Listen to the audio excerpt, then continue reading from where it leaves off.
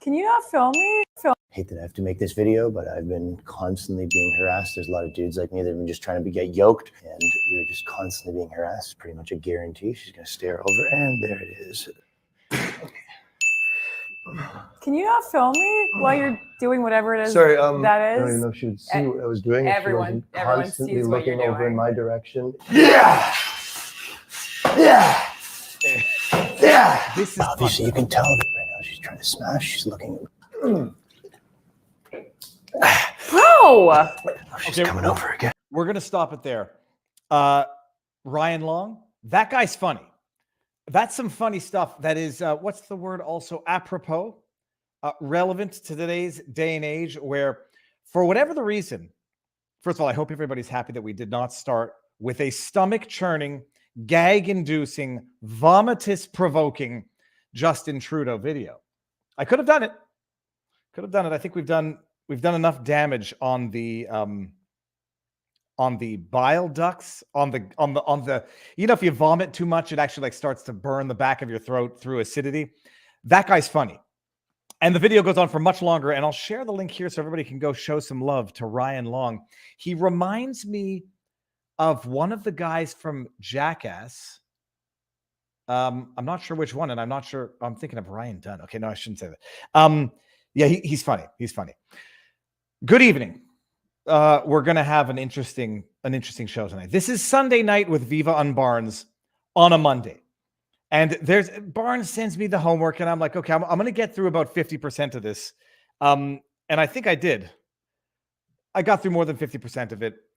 We've got a lot, but before we get into that, I'm not gonna have a rant like I did yesterday. Oh, I'm joking. I'm gonna have a rant tonight. I'm going to consult Robert Barnes as to whether or not I have a lawsuit against Verizon. This is going to be like my Maddox X mission, the most expensive $1,500 Verizon ever made.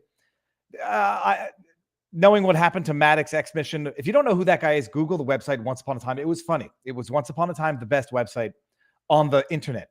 And I remember Maddox X mission, other than doing I Will Rate Your Kids' artwork, and it was the most hilarious comedic bit of internet history where he would rate what looked like children's drawings, and he was not nice. They all got Fs. He had one bit where he was talking about some flight booking app that booked him an impossible itinerary, in that they booked 2 flights, and it was physically impossible to get from one flight to the next flight in time, just physically impossible. And they would not reimburse him. And he said, this is going to be the most expensive, however many thousands of dollars you made off this mess.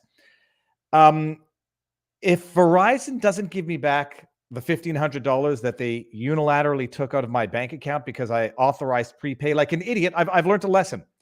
It's going to be the most expensive $1,500 that Verizon ever makes. Because hear me out until Barnes gets here. We're going to have a comedic rant, and then we're going to have a serious rant, and then Barnes is going to come in, and we're going to talk law. I signed up with Verizon when I came to Florida. I specifically did not sign up with a contract because I didn't want a contract, but this apparently offered a rebate if you stayed with them for a certain period of time. Like after a certain amount of months, they would send you some credit that you could use to do whatever. Okay, the service sucked. It was like, I don't know if they have no cell towers out here in Florida. The service sucked. And so after about 4 or 5 months, I canceled my service. I wasn't on a contract. I canceled my service and went with AT&T. Not much better, but at least I get reception in my own freaking house. Over Christmas, I'm just checking my bank account, and I notice $1,500 and $5, $1,505 auto-debited from my account by Verizon. And I'm like, what the flippity F? I call up Verizon on December 30th and I say, what gives here? You took out $1,500 from my bank account. There was no logical explanation that they gave me at the time. And then they said, we're going to reimburse you by January 8th. Don't worry about it. January 8th comes and goes. I wait a little bit more because I don't want to spend more time on the phone. I call them back on January 17th. I say, exactly what happened. I have the reference number. I have the email I wrote myself the day it occurred. Then they say to me, we can't reimburse you $1,505 because it exceeds the $1,000 limit that we can have for reimbursement. And I say, That's amazing. You took out more money from my bank account on auto pay than you can put back in. And they said, don't worry about it. You'll have it back in a couple of days. Or we're going to figure it out. Like they're going to break it up into two $750 charges. I call up a third time on January 25th after it's not there. And I say, where is it? And then they tell me, I'm going to go start a locals chat while we do this. Then they tell me, oh, no, that's part of the contract. We took it out because we emailed you some credit for $500 as part of the plan. And now we're taking that money back because we gave you an email for $500 for the 3 lines that you had on it. And I'm like, no, you're not. Viva live chat. You said you were going to reimburse that money twice, and I never got any $500 credit per line. Oh, we sent you an email. You sent me an email. Take the email back. And that's then I say escalate it because if I have to, I'll discover small claims in Florida if I have to. And I ask to escalate, and then no news. And I call back today and I say, are you guys reimbursing this? Because otherwise it's going to be the most expensive $1,500 you've ever made. And they say, we're going to have someone call you back. And no one called me back. Enable live chat. Let's do it right now. So I'm a little livid. I'm like, okay, that to auto debit $1,500 from somebody's bank account, which could put them into overdraft, which can cause a lot of problems, is an amazing problem. That the excuse after the first 2 times I called when they said, we're going to reimburse you, but it's too much to reimburse you.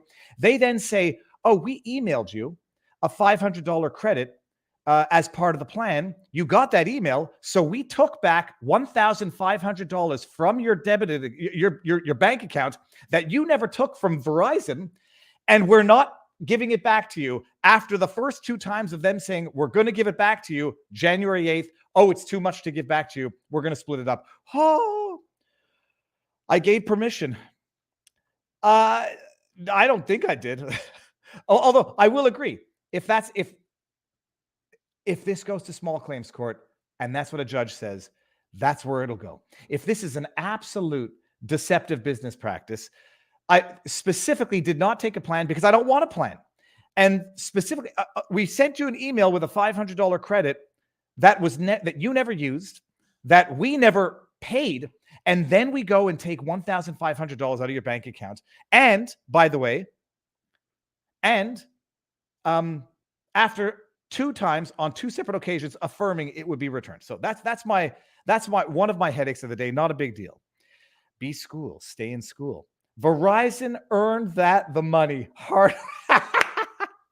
Oh, but it's like, and then the third guy had the audacity to say, we're not giving it back to you. It's like, oh, I'm sorry. I have the notes, the confirmation number of the first 2 times when you said it would come back. This is the bottom line, by the way. My lesson is don't ever permit anyone to debit your accounts. Yeah, credit card is different. Like credit card, at least you have an extra layer of protection because you can cancel your credit card. I know people are going to call me stupid. He who sacrifices common sense for convenience deserves neither. Quote for 2023. Okay. So that's the humorous rant of the night. It's going to be the most expensive. It's going to be the most expensive $1,500 they've ever gotten, because if this has happened to me, it's happened to other people. And all I wanted was the $1,505 that they took out of my bank account. It's not like it could have caused some serious problems. Okay, so humorous stuff aside, let me see where the Barnes is coming. He's coming. An update in Jeremy McKenzie. I've never done it before. I started a give, send, go for Jeremy. Some people think he doesn't deserve it. Some people think he's getting what he deserves. FAFO, as they say. We'll get to that in a second. But here's the update. We've reached over $30,000 in this give, send, go campaign. Never set one up before, and never set one up before, but I felt compelled to this time because some people can say, oh, Jeremy sounds like a real... Like, I think I've gotten to know Jeremy a little bit, and I don't think he's an anti-Semite. I don't think he's a racist. I don't think he's a bigot. I don't think he's a misogynist. I think he said some stupid things.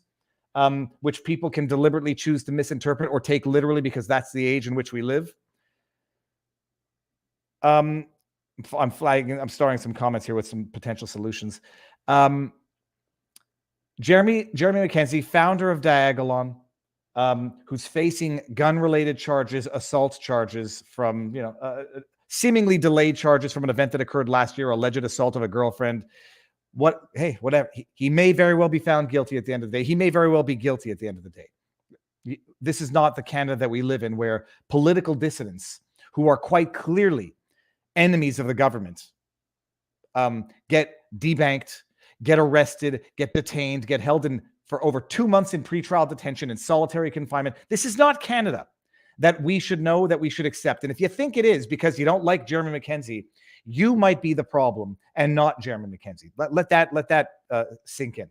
So Jeremy McKenzie, in the latest travesty here, he was arrested on a nationwide warrant, arrested in Nova Scotia, detained in solitary confinement because he refused to submit to the PCR test, shipped to Saskatchewan, like Nicholas Cage out of Con Air, and detained there. I mean, in total, it was like 2 months.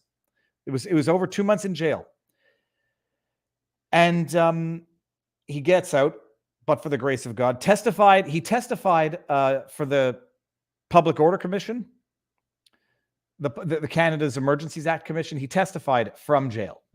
That's what they wanted. That's what the government wanted, the image of Jeremy McKenzie testifying to be Jeremy in jail. He finally gets out after 2 months and some public outcry, I hope. Goes back, and then lo and behold, a week and a half ago, he gets debanked. Scotiabank on a Friday afternoon says, we're canceling our bank with you. Go find another bank. Gets the letter the next Monday. I publish a letter just to make sure it's all legit. He has been trying since then to find a new bank account, to find a new bank with whom to do business, systematically denied by everyone that he has talked to. So now we have a Canadian citizen who has not been convicted of any crime, let alone a bank fraud related crime, who is a political dissident who has said some unpopular things and offensive things. He said mean, offensive things. We have a Canadian citizen who is being cut out of civil society by virtue of the fact that he is being debanked and is quite clearly on some list somewhere where he cannot open a new bank account. It's no big deal, You're free to live, Jeremy.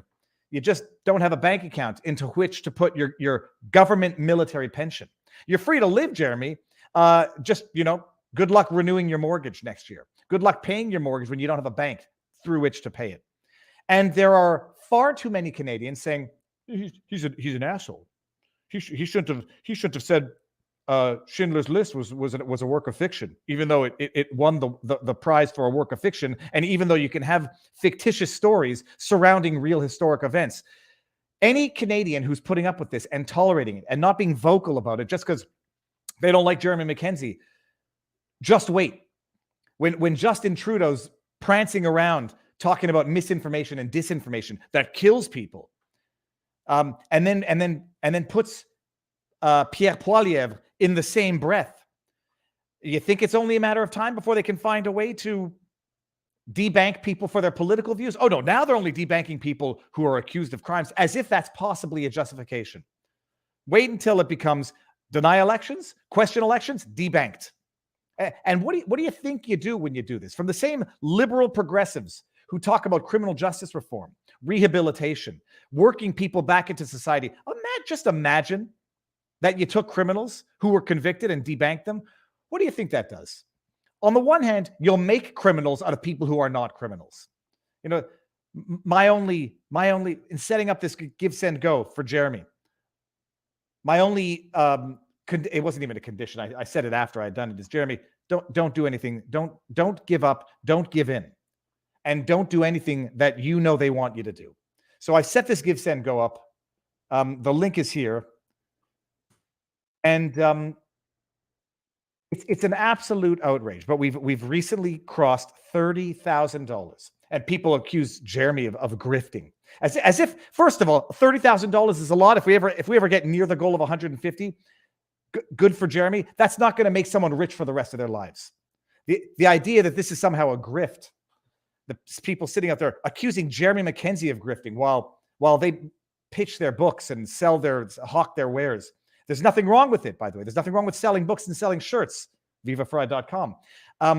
There is something wrong with calling other people grifters, as though Jeremy is somehow getting rich off this. He's getting rich by getting arrested, solitary confinement, being debanked. Oh, no, he's $30,000 doesn't go very far these days, people. Let me bring this one up here. Since when did debanking become a legal form of penalty? Who wrote that law? Who voted for that? I have to look into something because someone mentioned to me earlier that there used to be a law that basically said banking was a utility up until 2022, and then a law was passed. I don't know about that. I'll have to check. We're live. Smiley face.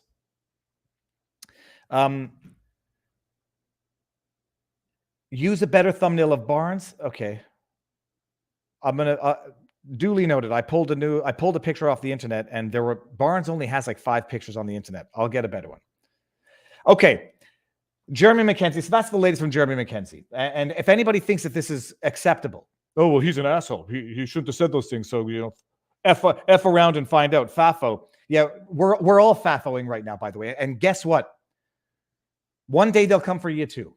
But I was only protesting Black Lives Matter. Well, that's not always going to be popular in Canada. Black Lives Matter, LGBT rights, they're not always going to be popular.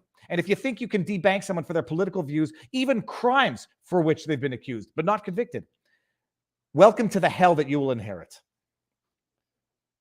Okay, what was I saying here? Now, let's get this here. Viva, you and Barnes need to have an event in Florida to raise money for Jeremy. Well, no, if we have something in Florida, we're going to do something to raise money for the hurricane. I mean, I don't think people have been made whole from the hurricane yet. Now, let me get to some super chats here. Steve Britton says it was Orbit's Viva and Maddox's things I learned about life from an anonymous stock photo models was hilarious too. Yeah, Maddox. And then I didn't know what had happened to Maddox. Viva, look up Deceptive Trade Practice Act in Florida. Often get attorney fees. Look into it for $1,500 issues. I shall screen grab that. I will get that money back. Unless I'm truly not entitled to it. Viva, you should have canceled transactions, stop payment at your bank immediately. I think it was too late by that point anyhow. I am an attorney, but not legal advice. 2020 Jameson. Okay, thank you very much. Now hold on. And then we got one more here. Nick Timor, Nick Favore. I hope the truth doesn't give an F what your opinion is. Thank you very much. Now, by the way, I haven't done this. I remember the good old days when you had short hair. I remember the good old days when I thought we lived in a free country with freedom of speech and all that jazz. All right, we are currently live on Rumble. Let me see what we got here, if we've gotten anything. So standard disclaimers, all y'all. No legal advice, no medical advice, no election fortification advice. Although we're going to be talking about a lot of it on the menu. I hope Barnes has the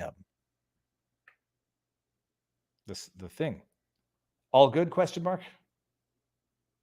All good? Question mark. You've got the link? Question mark. Yes. So hold on. Did I remember to put the link for Rumble in the pinned comment? We're going to be going to Rumble sooner than later. Here is the link, and let me just go make sure that it's up in the pinned comment. Okay, it is. Good. Hair's looking good, Viva. Thank you very much. Did I miss a chat? I did not. Okay. Well, what do we start with until Robert gets here? Let me just go to my Twitter feed and just pull up an article. Hold on one second.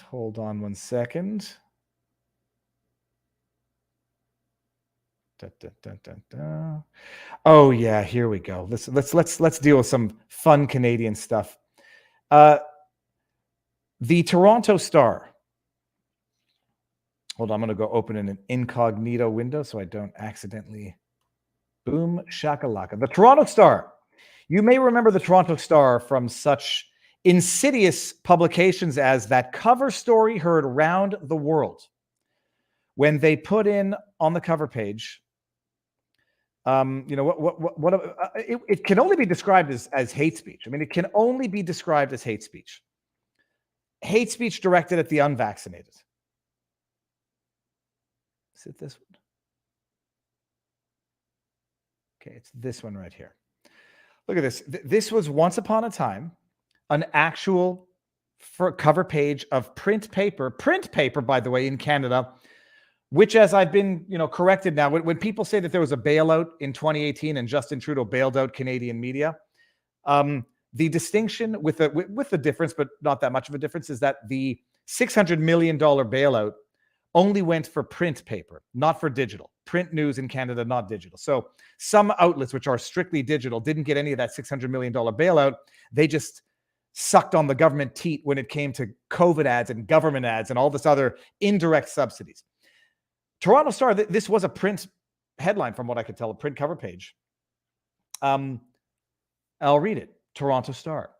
If an unvaccinated person catches it from someone who is vaccinated, boo-hoo, too bad. I have no empathy left for the willfully unvaccinated. Let them die.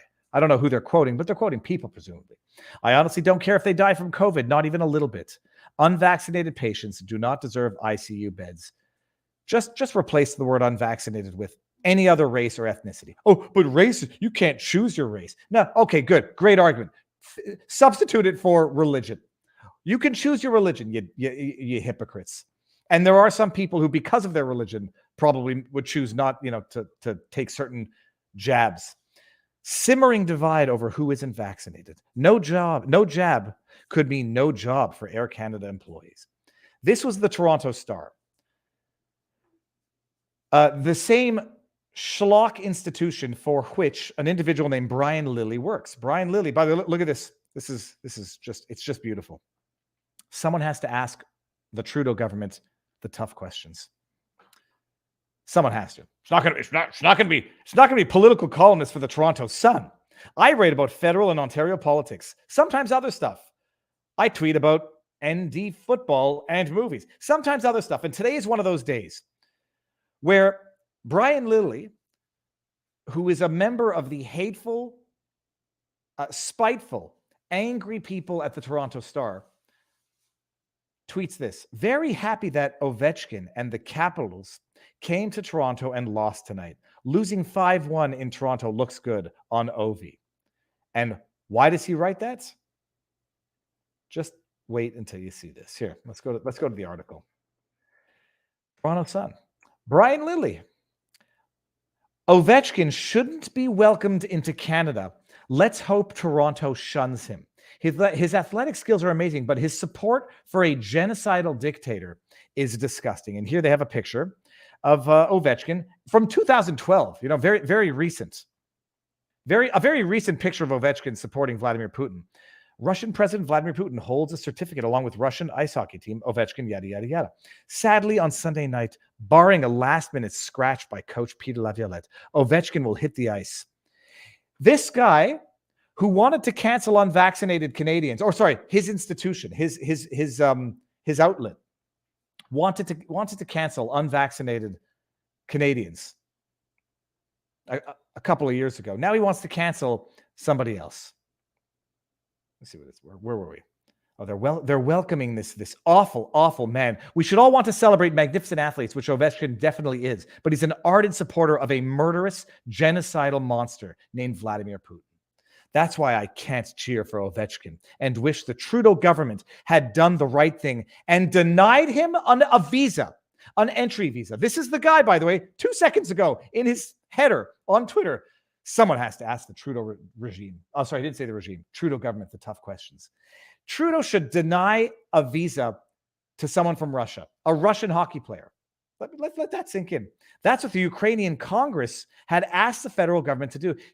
Can you imagine? They want to internationalize a regional conflict into a world war, and they want to nationalize and import conflict in foreign countries into our own country. Let's promote conflict in our own country.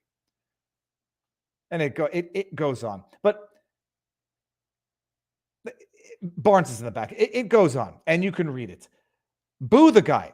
Cancel him because he's some. And by the way, understand the absolute stupidity. Brian Lilly, you're an idiot. And here's why. Let's just operate on the basis that Putin is a murderous dictator. Yeah, Ovechkin should really go back to Russia and start, taking political stands against a murderous dictator who locks up political dissidents, who locks up journalists, who an evil, evil man, as bad as Hitler himself. Ovechkin should really go and he should go spit in his face. Ovechkin should take to Russian media and lambaste Putin. That'll go well. This is the logic here. They want to cancel him for not, I don't know what they expect him to do to fight Putin, even assuming Putin is the murderous Hitlerian dictator that Brian Lee. No, Ovechkin, you should go sacrifice your life. You should go get locked up in a Russian prison for pooping on Putin. Or we're going to cancel you because we're the most loving democratic society on earth. If we don't like what you didn't do, we're going to deny you a visa, boo you, cancel you. Brian Lilly, Toronto Star, rubbish and filth. My apologies. All right, Barnes is in the backdrop. Did I miss I missed a couple of Rumble chats here. Maddox lost, then he went crazy. Talked to Dick Masterson about it. Nick Ricada can also tell you he started his channel following his downfall. Yeah, no, I heard about that. The name of the paper is the Red Star. Okay.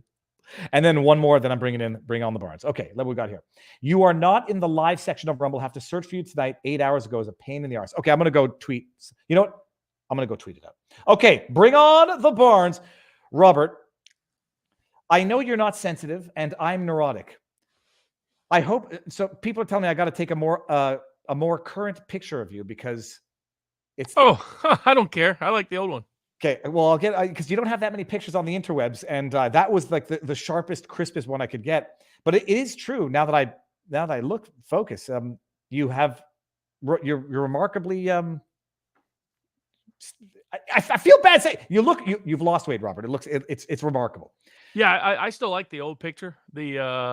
Also it's iconic at this point in the sense of it triggers memories of past shows. So I prefer the old photo.